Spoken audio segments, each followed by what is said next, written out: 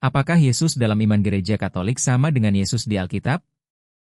Yesus di dalam iman Katolik adalah buah tubuh Bunda Maria, yang artinya, Yesus belum ada sebelum dilahirkan oleh Maria, karena buah tentu berasal dari pohonnya. Buah yang baik tentu berasal dari pohon yang baik. Oleh karena itu dalam iman Katolik, Yesus kudus karena Bunda Maria itu kudus dan tidak bernoda sejak ia dikandung. Dengan kata lain, kekudusan Yesus berasal dari Bunda Maria. Oleh karena itu, Yesus di dalam iman Katolik sebenarnya hanyalah seorang manusia keturunan Adam, makhluk alamiah yang diciptakan dari tanah. Sebagai buah tubuh Maria, tentu Yesus bukan pribadi yang awal dan yang akhir, bukan sang pencipta, bukan pribadi yang berada di atas segala sesuatu, bukan raja di atas segala raja dan tuan di atas segala tuan. Sebab masih ada seorang manusia yang menjadi tuannya, yaitu Bunda Maria yang berkedudukan sebagai Ratu Surga. Itulah sebabnya Yesus berada di bawah perintah Bunda Maria, sehingga umat Katolik lebih cenderung berdevosi kepada Bunda Maria melalui patungnya di dalam gua untuk menyampaikan permohonan mereka. Karena umat Katolik percaya kalau permohonannya disampaikan melalui bundanya, maka anaknya yaitu Yesus akan mengabulkan doa mereka. Sebab Yesus patuh dan takut dimarahi bundanya. Siapa Yesus menurut Alkitab?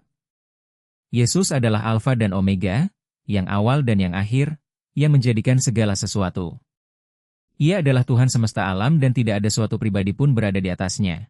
Dan ia tidak tunduk kepada siapapun, sebab ia adalah Raja di atas segala raja dan Tuan di atas segala tuan, dan yang punya kuasa di sorga maupun di bumi.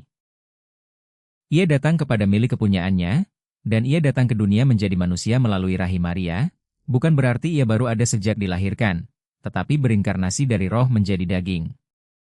Yesus bukan makhluk alamiah tetapi manusia rohaniah yang datang dari sorga, sedangkan Maria adalah makhluk alamiah keturunan Adam yang diciptakan dari tanah.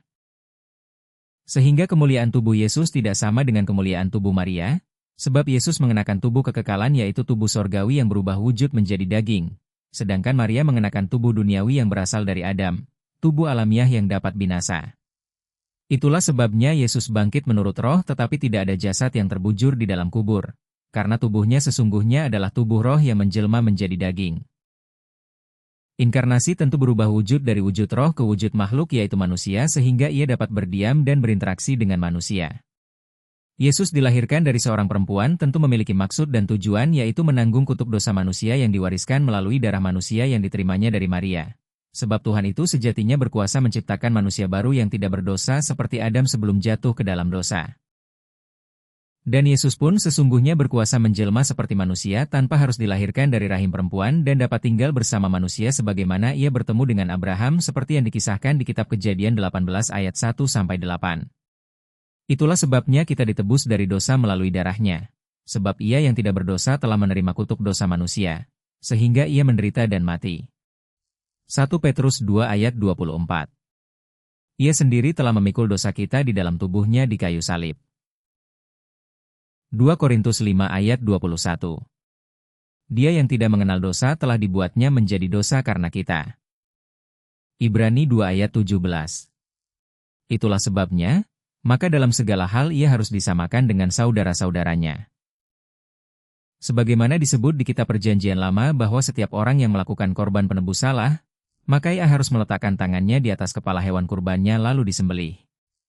Yang artinya dosa perbuatannya ditanggungkan kepada hewan kurbannya yang akan disembelih. Dengan demikian, Yesus sebagai kurban penebus salah, tentu harus ada hubungannya secara langsung dengan manusia berdosa, yaitu menerima darah manusia yang berdosa yang diwariskan dari Maria mengalir di dalam tubuhnya, sehingga dia yang tidak mengenal dosa telah dibuatnya menjadi dosa karena kita. Segala sesuatu adalah miliknya sebab ia sendiri yang berkata bahwa milik Bapa adalah miliknya. Ia datang dalam rupa manusia dengan menanggalkan keberadaannya sebagai Allah dan menjadi seorang hamba untuk menggenapi janjinya, yaitu menebus mereka yang bertobat dari dosa dan berpegang teguh kepadanya. Sebagai manusia Yesus disebut Adam kedua yaitu manusia rohaniah yang datang dari sorga.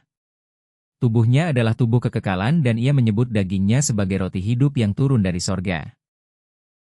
Setelah pekerjaannya di dunia selesai, ia kembali ke dalam kemuliaannya sebagaimana sebelum ia datang ke dunia sebagai manusia. Ia ada terlebih dahulu dari segala sesuatu dan segala sesuatu ada di dalam dia. Karena di dalam dialah telah diciptakan segala sesuatu, yang ada di sorga dan yang ada di bumi, yang kelihatan dan yang tidak kelihatan, baik singgasana, maupun kerajaan, baik pemerintah, maupun penguasa. Segala sesuatu diciptakan oleh Dia dan untuk Dia.